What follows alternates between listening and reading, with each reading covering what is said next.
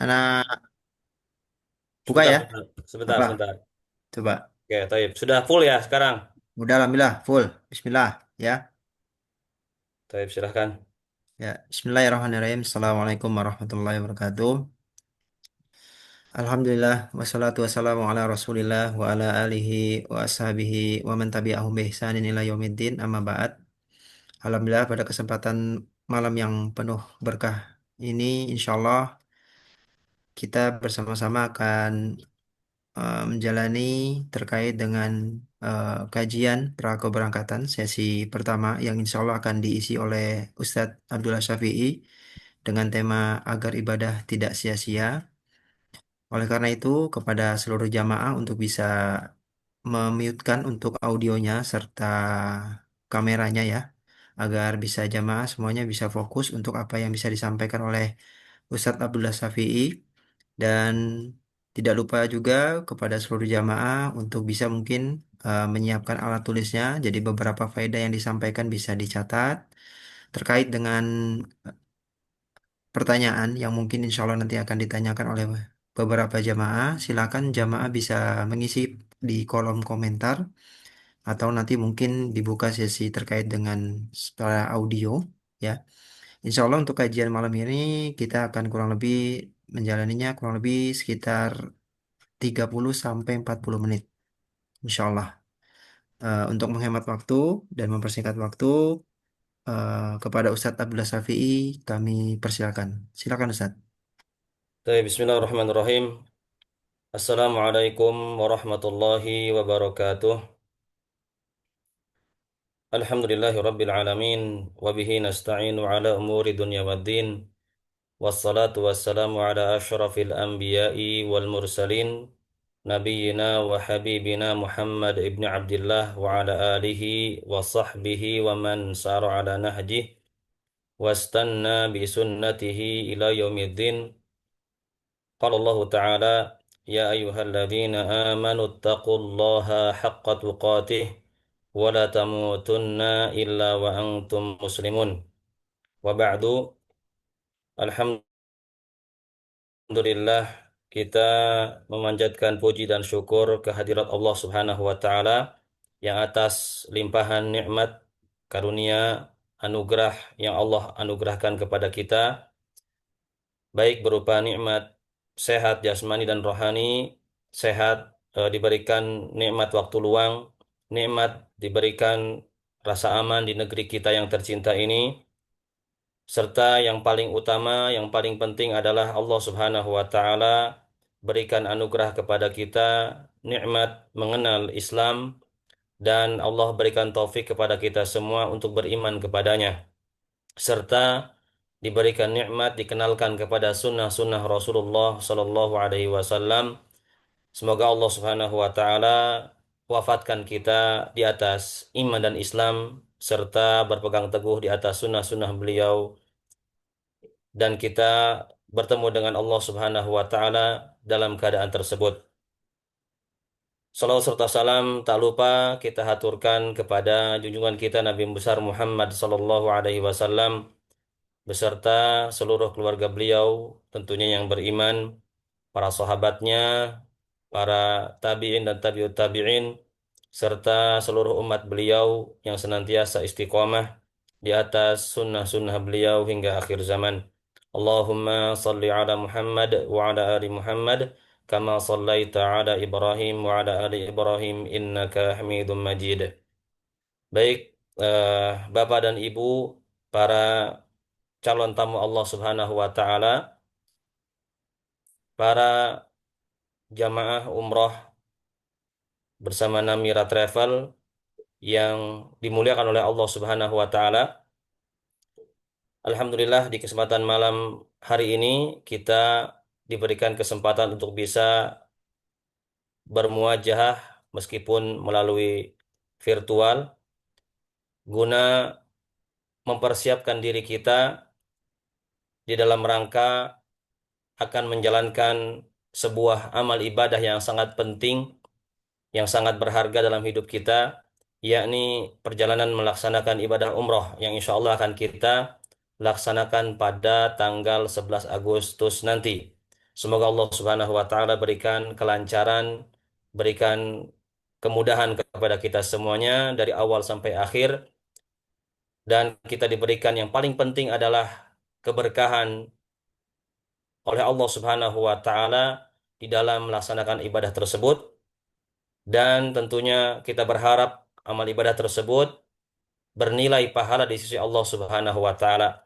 Oleh karena itu, penting kiranya kita bahas sebelum kita melaksanakan ibadah tersebut perkara-perkara yang penting guna ibadah tersebut tidak sia-sia di hadapan Allah Subhanahu wa taala. Baik Bapak dan Ibu sekalian yang dirahmati oleh Allah Subhanahu wa taala, kita tahu bahwasanya tujuan Allah Subhanahu wa taala menciptakan kita adalah untuk beribadah kepadanya. Mas Juna, mohon maaf, berubah nggak slide-nya Pak, Mas Juna? Mas Juna? Ya, tidak berubah Ustaz.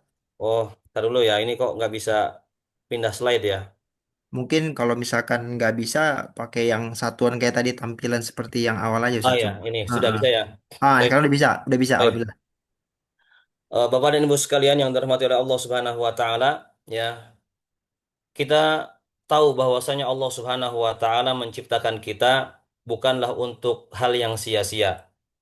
Akan tetapi Allah Subhanahu wa taala ciptakan kita untuk tujuan yang sangat mulia, yakni Allah Subhanahu wa taala ciptakan kita adalah untuk beribadah kepadanya.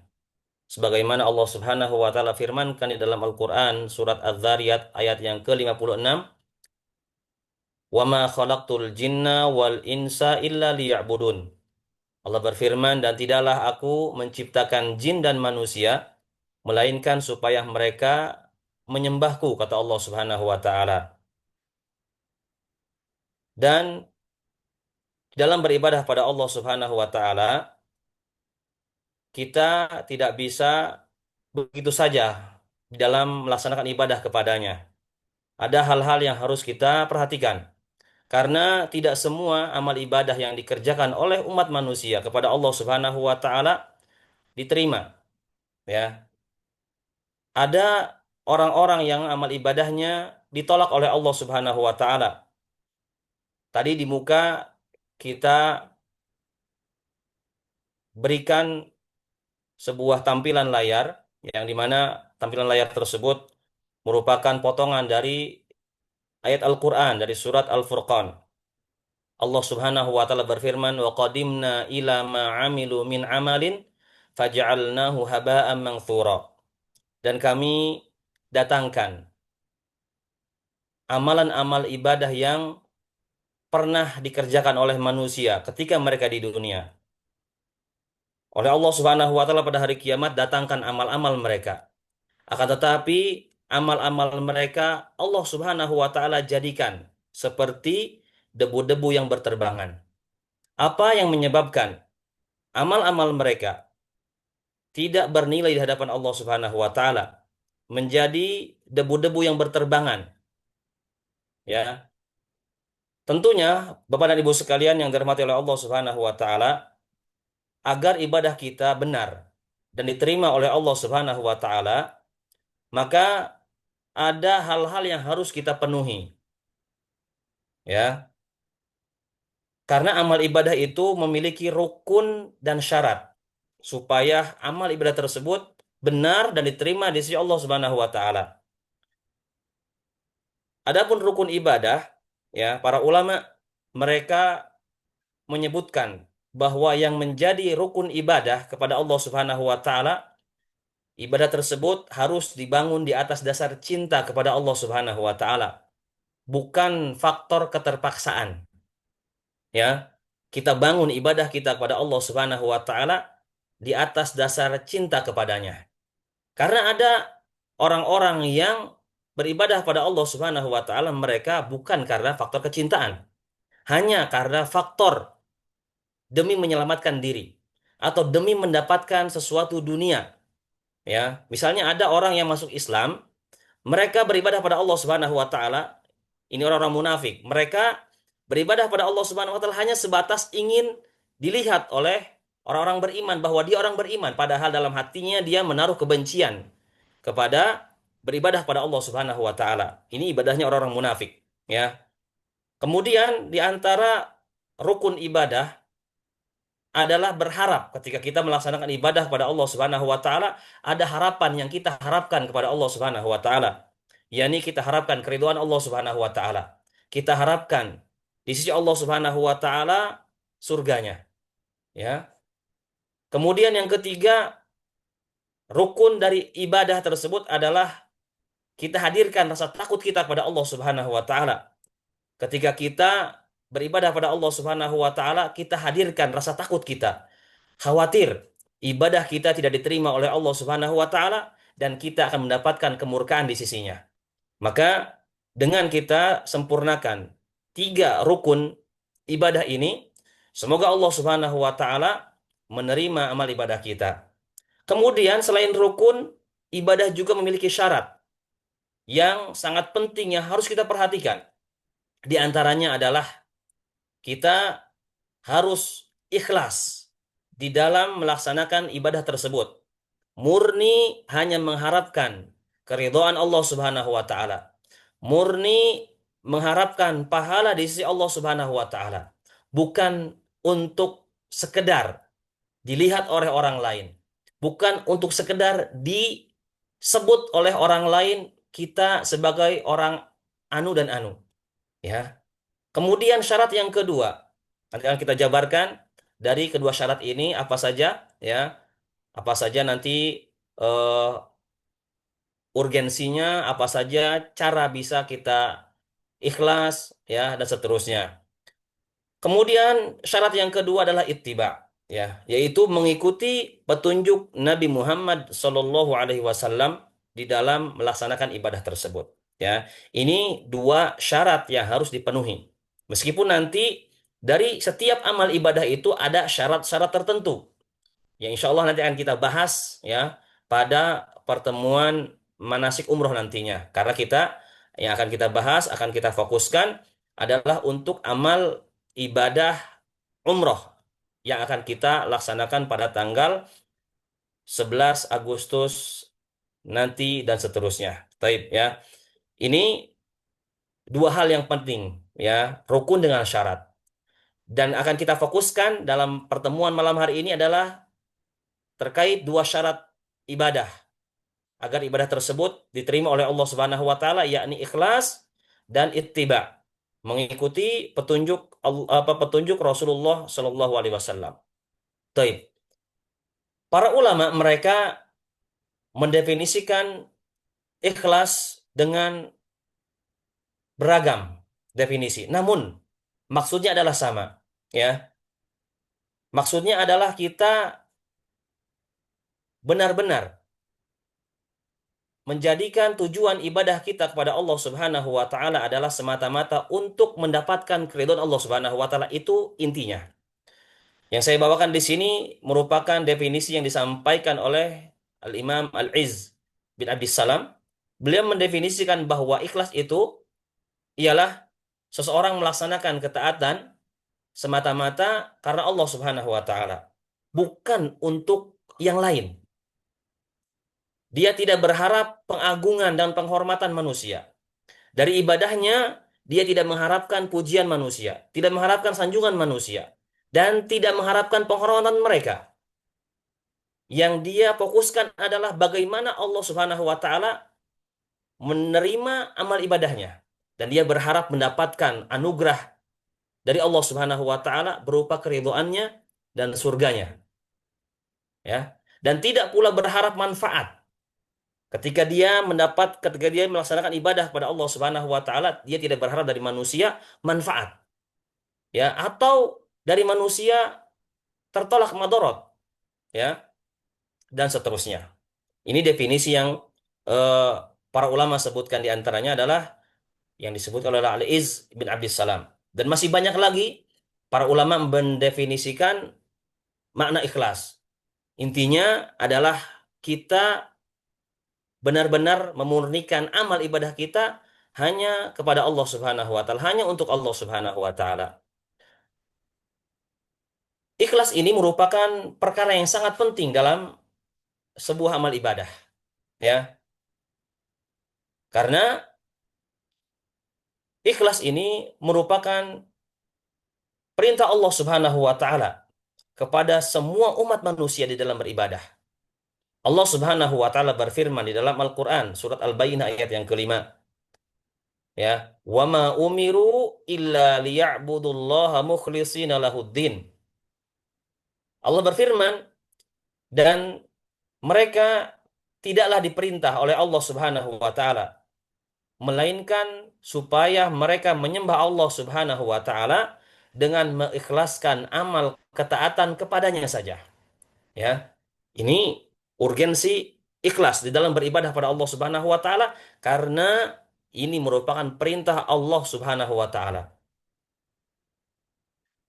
Urgensi yang kedua, ya, kenapa kita harus ikhlas di dalam beribadah pada Allah Subhanahu wa taala, ini kita bahas adalah secara umum, amal ibadah apapun, ya, tidak terkhusus kepada ibadah umrah yang kita jalani. Namun seluruh amal ibadah, ya, di dalamnya termasuk melaksanakan ibadah umroh. Kita harus ikhlas pada Allah Subhanahu wa taala. Apa urgensinya? Karena amal ibadah tidak akan diterima oleh Allah Subhanahu wa taala tanpa niat yang ikhlas, yang tulus untuk Allah Subhanahu wa taala. Ya.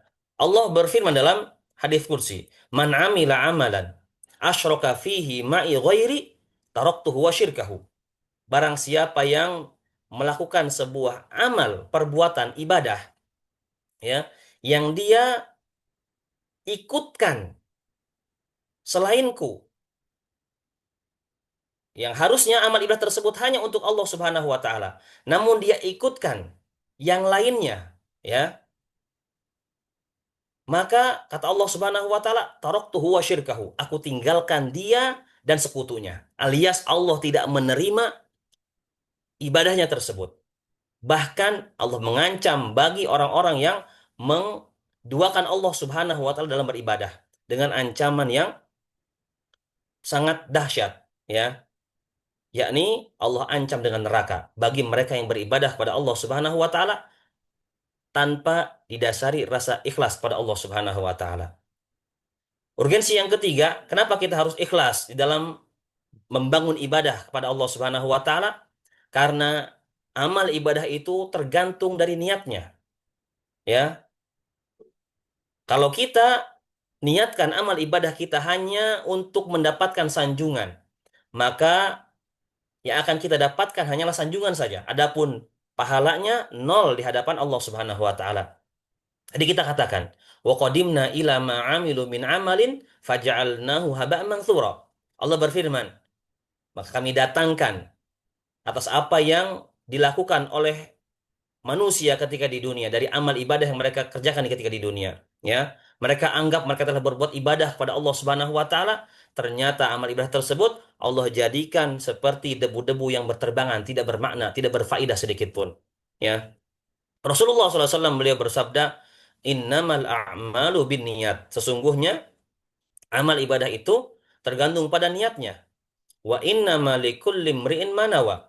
Dan setiap orang akan mendapat sesuai apa yang diniatkannya. Tadi kita katakan kalau dia niatnya hanya sekedar untuk mendapat sanjungan, yang akan dia dapat hanyalah sekedar sanjungan, ya. Kalau dia ibadahnya hanya sekedar ingin dilihat oleh orang-orang, maka yang akan dia dapatkan adalah penglihatan manusia, ya, gelar dari manusia misalnya, dan seterusnya. Ya, kemudian urgensi berikutnya, ya, kita katakan tadi bahwa amalan tersebut tergantung dari niatnya. Allah Subhanahu wa taala berfirman dalam Al-Qur'an. Ya, ini sangat penting yang harus kita pahami.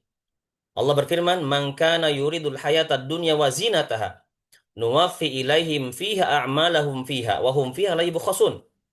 Allah berfirman, sesungguhnya amalan itu, afwan, ini belum saya terjemahkan, saya lupa, ya.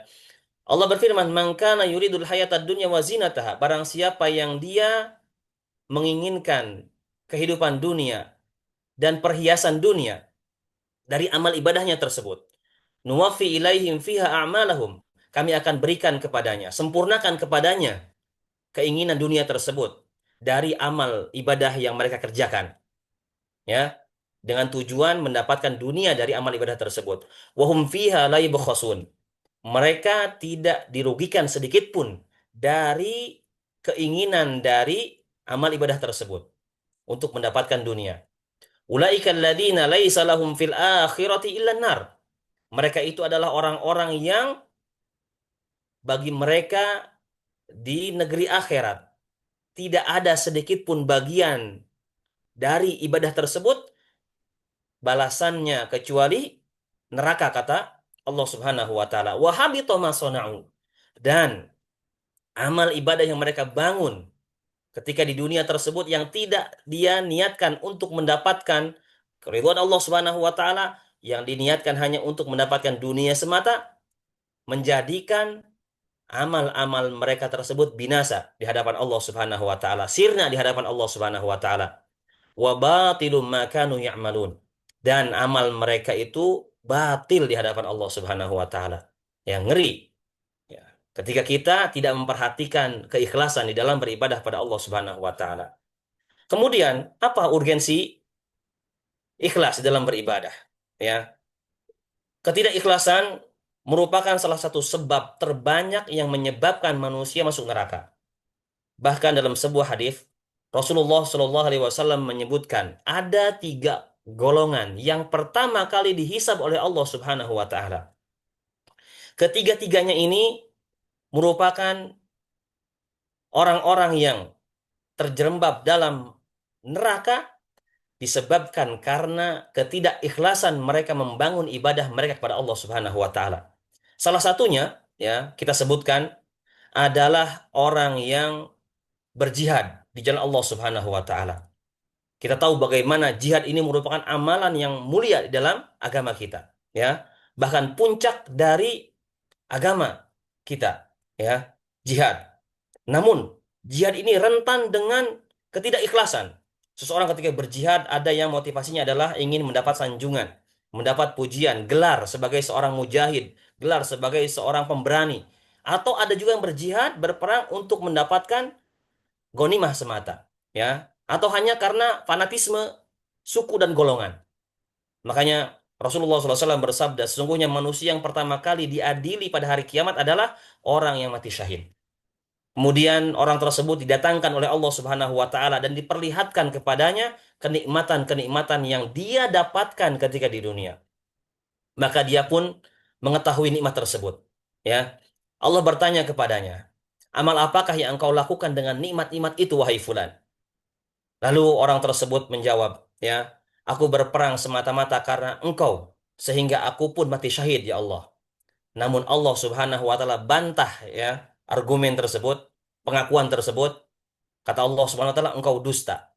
Akan tetapi engkau berperang supaya dikatakan sebagai seorang yang pemberani, ya. Dan engkau sudah mendapat gelar itu, kata Allah Subhanahu wa taala. Kemudian orang tersebut diperintahkan agar diseret di atas wajahnya lalu dicampakkan, dilemparkan ke dalam neraka, ya. Yang kedua adalah orang yang belajar ilmu agama dan membaca Al-Quran, sama seperti itu, ya. Namun dia belajar agama, membaca Al-Qurannya bukan karena ingin mendapatkan keridhaan Allah Subhanahu Wa Taala. Yang ketiga adalah orang yang berinfak. Nah, intinya keikhlasan ini merupakan perkara yang banyak menyebabkan orang menjadi tergelincir, ya, ke dalam neraka gara-gara niat tersebut yang tidak ikhlas karena Allah Subhanahu wa taala. Oleh karena itu, ya, perkara niat ikhlas ini merupakan perkara yang sangat sulit untuk bisa kita murnikan karena Allah Subhanahu wa taala, ya. Karena niat ini letak di dalam hati, ya, di dalam kolbu, ya. Hati dalam bahasa Arab dinamai dengan al-qalbu karena mudahnya berbolak-balik. Terkadang kita beribadah di awal ikhlas karena Allah Subhanahu wa taala, di tengah perjalanan kita dihinggapi oleh perasaan-perasaan ingin mendapatkan pujian, ingin mendapatkan sanjungan dan sebagainya, ya. Taib. Ada banyak hal yang bisa menyebabkan seseorang niatnya ikhlas. tersebut menjadi rusak. Ya, di antaranya yang sangat banyak menyebabkan niat ikhlas seseorang menjadi rusak adalah dua hal, yakni ria dan sum'ah. Dia ria dari amal ibadahnya tersebut. Ingin dilihat, ria itu ingin dilihat oleh orang-orang. Ya, amal ibadahnya ingin dilihat oleh orang. Bila murni amal ibadahnya hanya karena tujuan ria, ingin dilihat, ya, maka pastikan amal tersebut tidak akan diterima oleh Allah Subhanahu wa taala. Ya, terutama nih kita melaksanakan ibadah haji atau umroh biasanya, ya. Ada orang yang tujuan ibadah haji atau umrohnya ini hanya sekedar ingin dilihat, dipandang oleh masyarakat, ya, sebagai Pak Haji misalnya, ya, dipandang menjadi tokoh misalnya, ya. Yang kedua sum'ah, ingin didengar, dikatakan wah ini masya Allah ya, hajinya umrohnya rutin setiap tahun, ya, ingin mendapatkan pujian sebagai orang yang sering melaksanakan haji atau umroh misalnya. Maka bila tujuan kita di dalam melaksanakan ibadah kita, terutama ibadah haji dan umroh nanti kita ini, ya, yang akan kita laksanakan ini, tujuannya hanya karena ingin ria, pamer, atau sumah hanya ingin dapat gelar julukan dunia, ya, lebih baik ya kita tahan sejenak. Kita berusaha murnikan kembali niat kita hanya untuk mendapatkan keridhaan Allah Subhanahu wa taala. Supaya apa? Supaya amal kita tidak sia-sia di hadapan Allah Subhanahu wa taala. Jangan sampai kita keluarkan biaya tidak sedikit. Kita berkorban waktu, berkorban tenaga, ya. Karena ibadah umroh ini ibadah yang menggabungkan antara fisik, menggabungkan antara harta, ya, dan waktu kita korbankan. Jangan sampai yang kita korbankan ini sia-sia di hadapan Allah Subhanahu wa taala. Kita tilik kembali, kita murnikan kembali. Tujuan ibadah kita hanya untuk Allah Subhanahu wa taala. Baik, ya.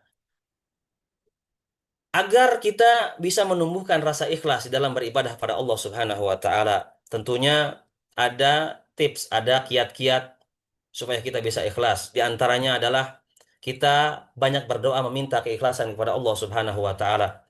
Ya, baik, ya, kita minta kepada Allah Subhanahu wa taala dalam doa-doa kita dengan menggunakan bahasa Arab atau dengan doa-doa yang diajarkan oleh Rasulullah SAW atau dengan bahasa yang mudah kita pahami, yang mudah kita panjatkan kepada Allah Subhanahu wa taala.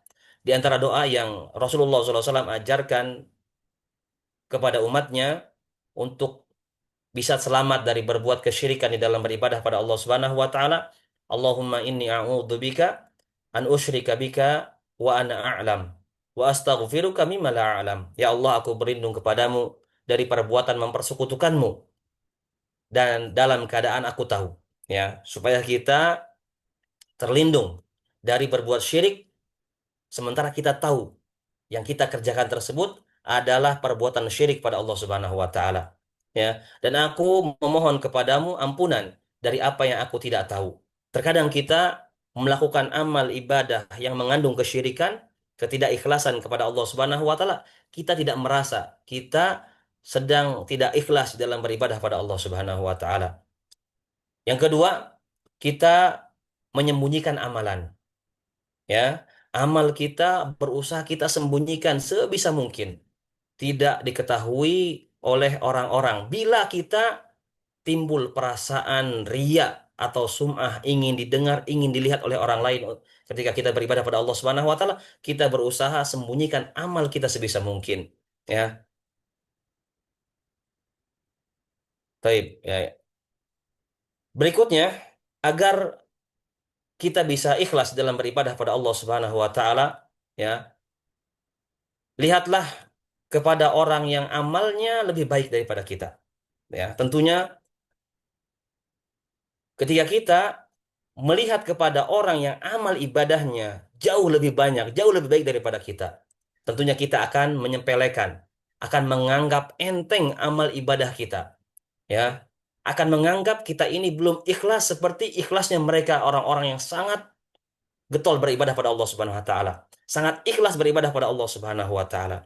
Makanya ada sebuah ungkapan yang menyebutkan tentang keikhlasan yang dikatakan oleh Imam Asy-Syafi'i. Beliau mengatakan, al-ikhlasu faqdu ru'yatil ikhlas. Faman wajada fi ikhlasihil ikhlas faqad ihtaja ikhlasuhu ilal ikhlas.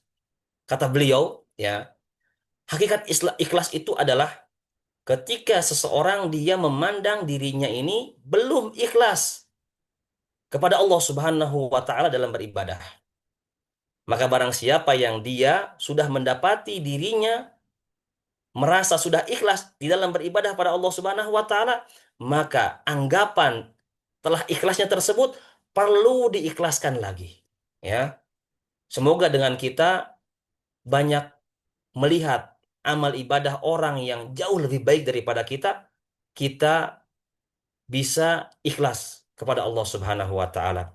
Ya. Baik. Berikutnya, kita menganggap kecil amal yang sudah kita lakukan tadi, ya. Tentunya dengan kita melihat kepada orang yang lebih baik, ya tentunya kita akan menganggap kecil amal yang sudah kita lakukan.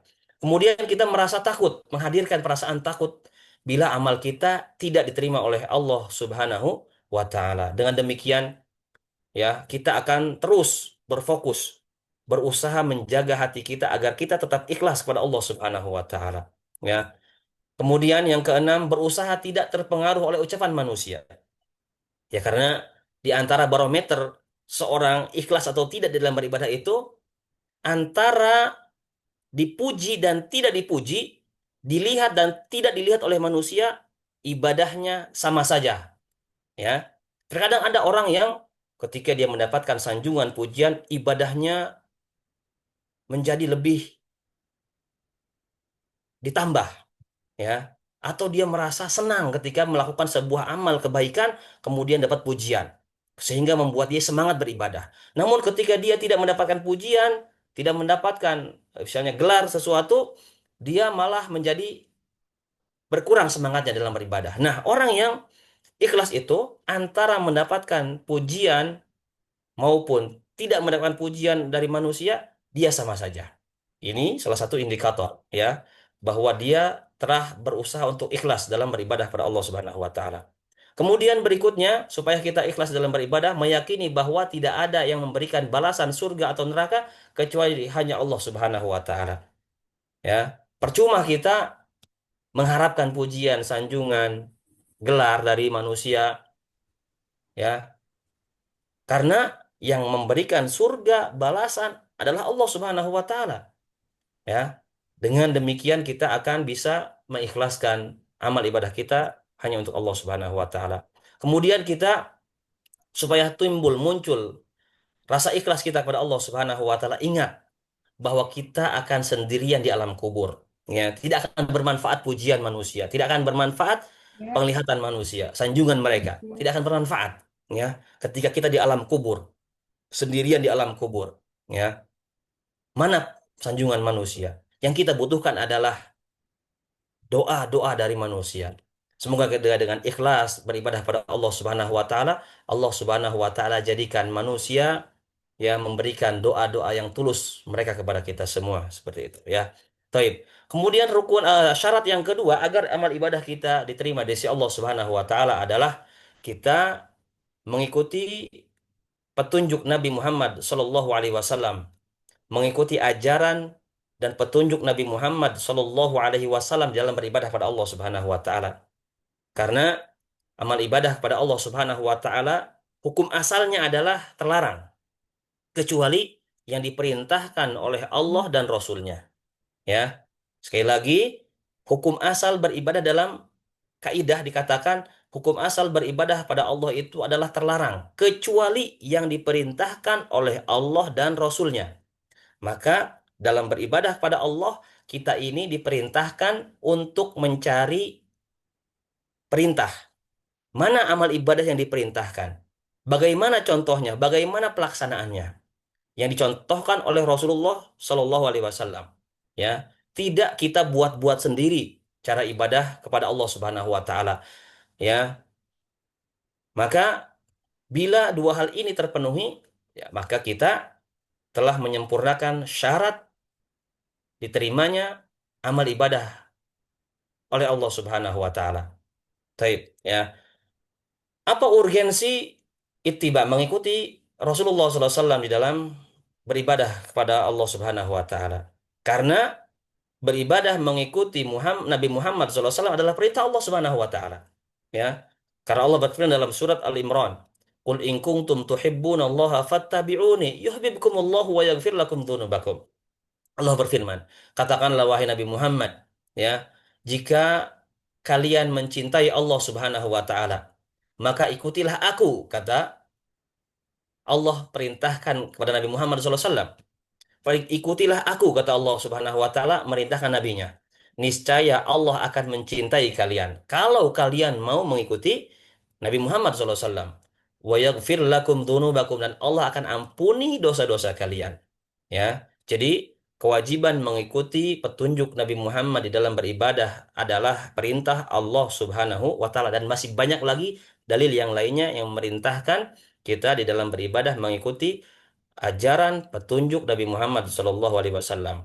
Ya, nah insya Allah nanti di dalam masalah pelaksanaan ibadah umroh, ya, bagaimana tata caranya yang sesuai dengan sunnah-sunnah Rasulullah SAW akan kita bahas pada eh, manasik umroh, ya, yang akan dilangsungkan pada tanggal 2 Agustus insya Allah. Taib. Urgensi dan kewajiban ittiba di dalam beribadah pada Allah Subhanahu wa taala adalah perintah Rasulullah SAW. Rasulullah SAW beliau bersabda, "Khudhu anni manasikakum."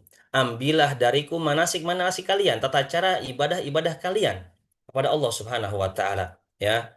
Jadi eh, ini merupakan perintah Allah dan Rasulnya. Dan ya, sebagai salah satu konsekuensi ketika seseorang mengucapkan dua kalimat syahadat, terutama mengucapkan kalimat Asyhadu anna Muhammadar Rasulullah. Aku bersaksi bahwasanya Muhammad adalah utusan Allah Subhanahu wa taala. Salah satu konsekuensi dari persaksian tersebut, dia mengikrarkan bahwasanya Nabi Muhammad adalah utusan Allah Subhanahu wa taala, adalah wa alla ya'budallaha illa bima syara. Dia tidak menyembah Allah Subhanahu wa taala melainkan hanya dengan yang disyariatkan, diperintahkan, dicontohkan oleh Nabi Muhammad sallallahu alaihi wasallam.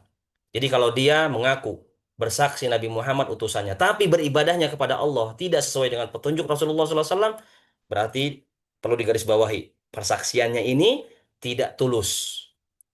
Bersaksi bahwa Nabi Muhammad adalah utusannya.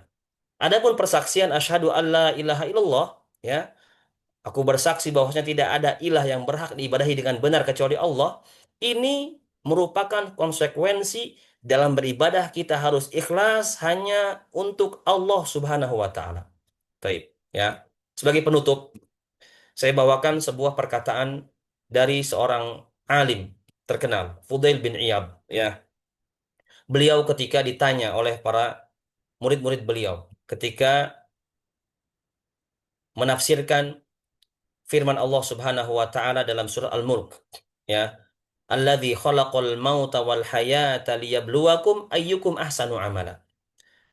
Dialah Allah Subhanahu wa taala, ya, yang telah menciptakan kehidupan dan kematian untuk menguji kalian siapakah di antara kalian yang paling baik, yang paling bagus amalannya.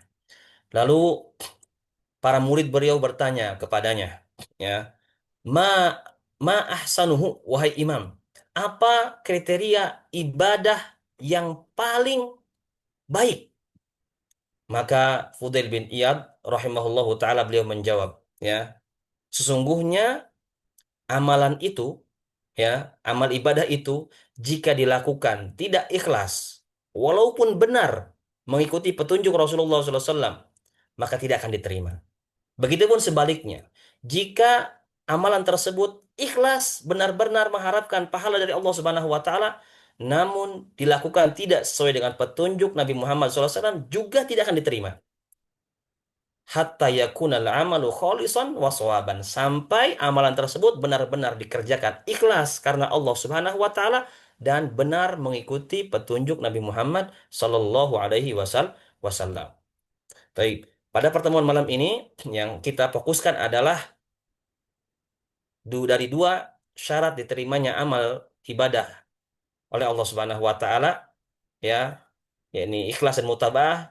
Ya, ini poin pertama, yakni ikhlas karena Allah Subhanahu wa taala. Adapun nanti bagaimana tata cara manasik umroh ya, bagaimana tawaf yang sesuai sunnah Rasulullah SAW, bagaimana sa'i yang sesuai sunnah Rasulullah SAW, bagaimana talbiyah yang sesuai sunnah Rasulullah SAW, akan kita bahas sekali lagi pada kesempatan manasik umroh tanggal 2 Agustus mendatang insya Allah Ta'ala. Semoga dari pembahasan yang singkat ini, yang ringkas ini, kita bisa diberikan oleh Allah Subhanahu wa taala taufik, ya, bisa mengikhlaskan niat kita di dalam melaksanakan amal ibadah kita apapun kepada Allah Subhanahu wa taala, khususnya ibadah umroh nanti, hanya mengharapkan ridho dan pahala di sisi Allah Subhanahu wa taala, dan Allah mengganjar dengan keikhlasan tersebut surganya yang penuh dengan kenikmatan. Amin ya rabbal alamin. Ya, untuk selanjutnya saya kembalikan kepada moderator Mas Juna. Ya, Syukron Ustaz, jazakallah khair atas nasihatnya. Alhamdulillah untuk kajian pra keberangkatan pada sesi pertama malam hari ini, alhamdulillah sudah selesai. Kira-kira dari jamaah ada yang mau bertanya terkait seputar tema yang dibawakan oleh Ustadz pada malam hari ini atau mungkin terkait dengan ibadah umroh, dipersilahkan sebelum kami tutup. Jika dari Bapak dan Ibu ada yang ingin bertanya melalui audio, silakan dinyalakan juga untuk mute-nya jika ingin bertanya melalui audio. Silakan Bapak dan Ibu, ada yang ingin bertanya?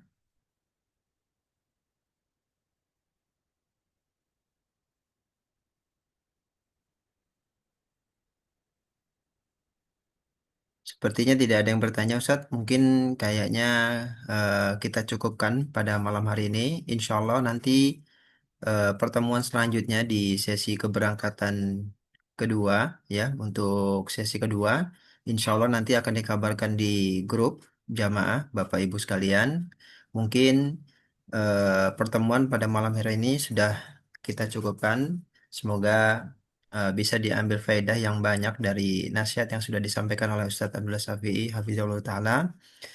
Mungkin itu saja dari kami. Kurang lebihnya mohon maaf. Kita tutup dengan doa kafaratul majlis. Subhanakallahumma wa bihamdika. Asyhadu an la ilaha illa anta astaghfiruka wa atubu ilaik. Wassalamualaikum warahmatullahi wabarakatuh. Syukran Ustaz. Jazakallahu khair. Barakallahu fiik. jazakallahu khairan wa barakallahu fikum. Assalamualaikum warahmatullahi wabarakatuh. Waalaikumsalam warahmatullahi Izin live ya Mas ya.